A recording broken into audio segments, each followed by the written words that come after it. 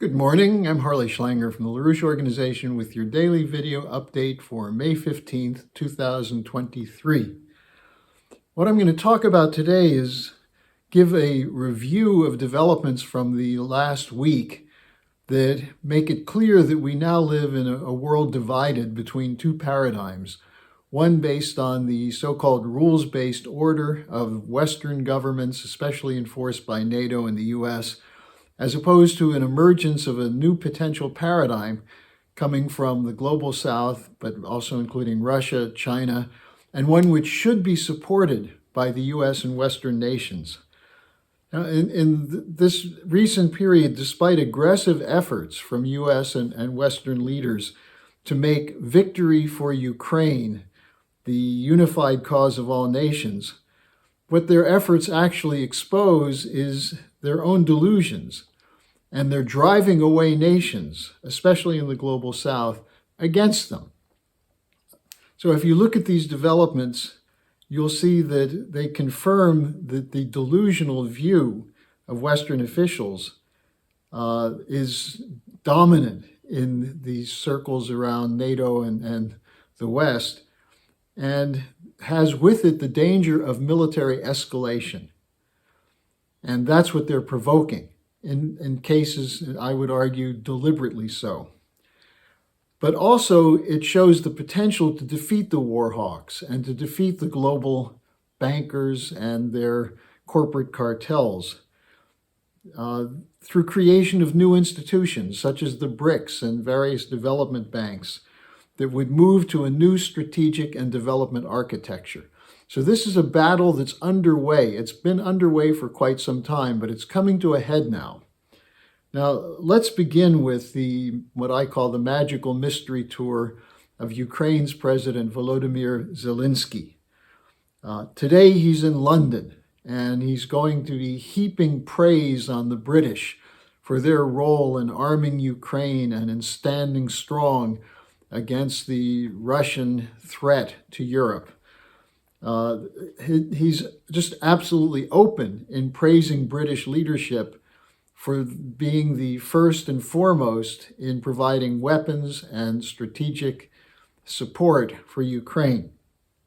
Now, this is especially clear now with the delivery of the Storm Shadow long-range missiles, which were used in an attack on Lugansk in the territories annexed by Russia. Now, the delivery of these missiles was praised by British Defense Minister Ben Wallace, who said that not only have they been delivered, but, quote, "this will give Ukraine capability to make Crimea untenable for Russian forces," unquote. And this has been a special target for the British to provoke Russia over the impending attack on Crimea.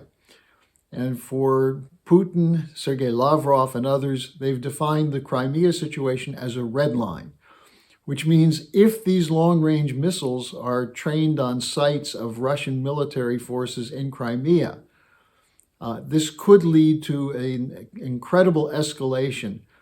And some of the Russians are even saying it could lead to targeting of London. Now, meanwhile, Zelensky was the subject of a new round of leaks over the weekend from the Pentagon papers that were released by the 21-year-old Air Force National Guardsman. And in these new leaks, Zelensky is quoted as saying Ukraine should strike inside Russia and move Ukrainian forces into Russian border cities, to occupy Russian border cities to improve their position for negotiation. He also, at one point, called for blowing up the pipeline, the oil pipeline, that provides oil to Hungary. Now, as these leaks were being made public, Zelensky was receiving the Charlemagne Prize in Aachen, Germany, which is a prize awarded to someone who's promoting European unity. How blowing up pipelines of an EU member, Hungary, is part of European unity is beyond me. But Zelensky, of course, denied the content of the leaks. And at the same time, in his trip to Germany, he met with German Chancellor Scholz, who gave another 3 billion or 2.7 billion euros of weapons aid to Ukraine. On the same tour, Zelensky met with the Pope. And while the reports are not full, what we know so far is that Zelensky rejected the Vatican's call for negotiations, saying the only plan acceptable is Ukraine's plan, which is that Russia must be defeated militarily before there can be negotiations. The Italian press, to some extent, treated this as an insult to the Pope. The Pope himself, in a prayer message delivered later in St. Peter's Square, had the following statement, quote, "Security and stability will never be achieved with weapons. To the contrary, you will continue to destroy even any hope for peace," unquote. Is that a direct response to Zelensky? It sure sounds like it. Now, one other note on the strategic insanity coming from the West was the apology issued by the U.S. ambassador to South Africa over his statement last week that South Africa was providing weapons to Russia, a statement which led the unhinged German Foreign Minister Annalena Baerbock to tell the South Africans they must not send any weapons to Russia. Well, now the U.S. ambassador has apologized for issuing that statement. There may be more to it than that, we'll see. But clearly, on the one hand, there's a targeting of South Africa as a member of the BRICS. On the other hand, an appeal to them to try and win them away from the alliance with the non-aligned, and that essentially means with Russia. Now, at the same time, we have extensive Chinese diplomacy, with officials going to a number of European capitals.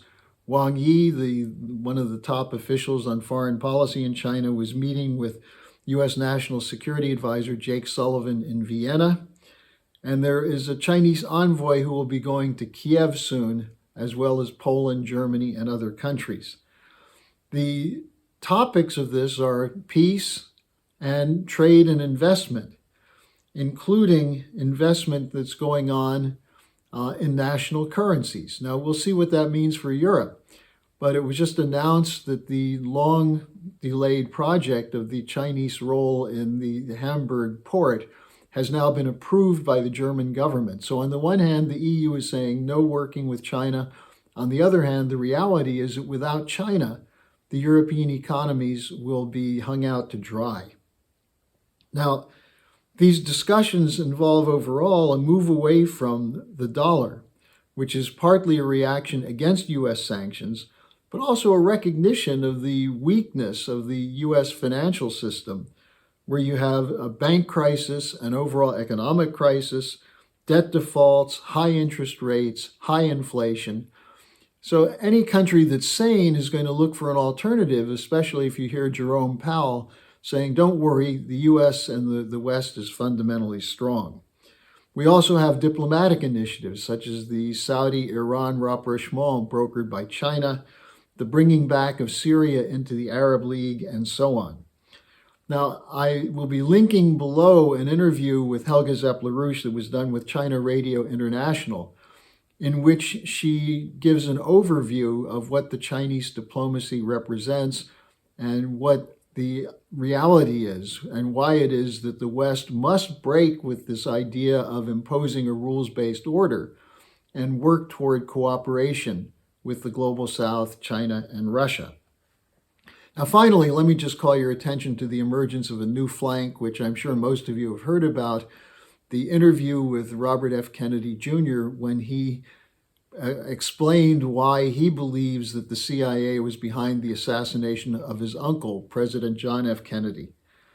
This is extremely important and was the subject of a Manhattan Project dialogue between Ray McGovern, Dennis Speed, and me that took place on Saturday. I also have a link to that at the bottom of the description page.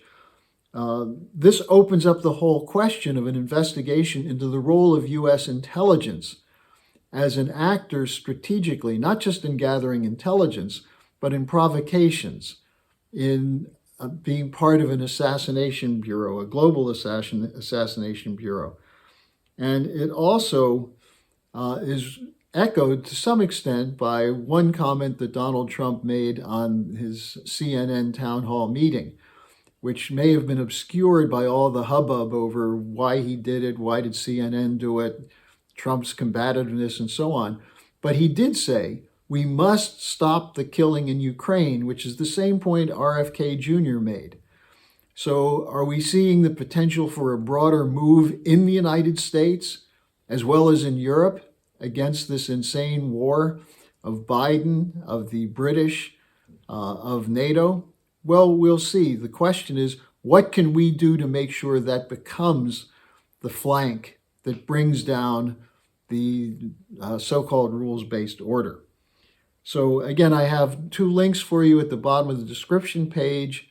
I hope you take advantage of them, listen to them, share this video, and subscribe to us so that you can be part of the move to bring about a new paradigm.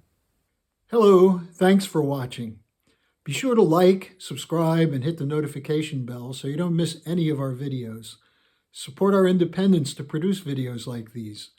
Become a member of the LaRouche organization at thelarouche.org/member. By becoming a member for $25 or more, you'll get special access to the EIR Alert Daily Briefing and Weekly Magazine, which is what I read to stay on top of things.